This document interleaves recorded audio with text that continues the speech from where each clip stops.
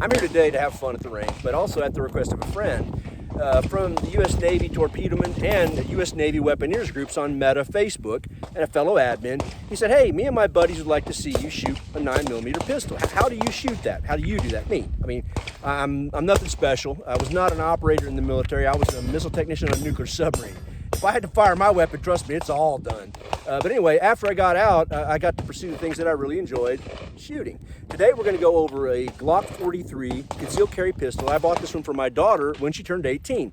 I also got my wife a matching model of the same pistol, but I had her slide Cerakoted gray, so that she got a little bling, a little bit more expensive. Gotta treat the wife right, you know. Anyway, this is an ideal pistol for a person with small hands. Obviously, my wife is from Indonesia. She's about 5 foot tall.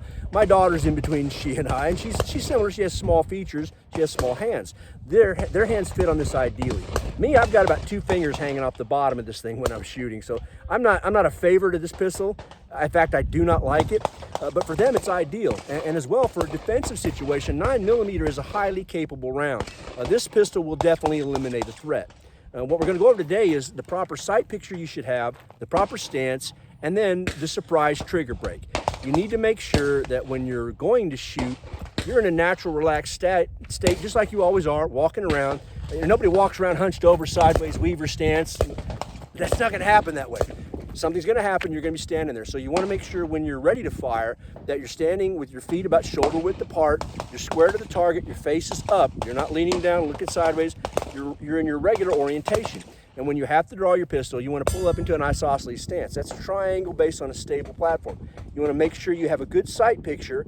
Obviously, sight pictures, your front post and back posts, they're all flat across. Your target's sitting right on top of the bead. It's very solid. And then when you engage the trigger, you want to pull back till you feel the wall. That's that point where it'll get gentle, gentle, gentle. It'll stop. Well, you know right after that, there's going to be a break. You'll hear that break. Now you want the surprise. You want that break to surprise you. Some people will actually anticipate the recoil and they'll pull down on the pistol or they'll flinch. I had one person I was training, a guy's and his girlfriend. His girlfriend was terrified of guns, hands shaking and everything. And when I had to help her, I basically just came around and held the pistol for her myself and held her arm, because every time she fired it, she'd scream and wave the gun around. I was terrified. I only let her shoot like 6 rounds. I said, oh, okay, you're done.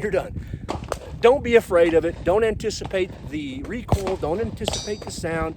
Relax and let the trigger break surprise you naturally. That way your shot's going to be on.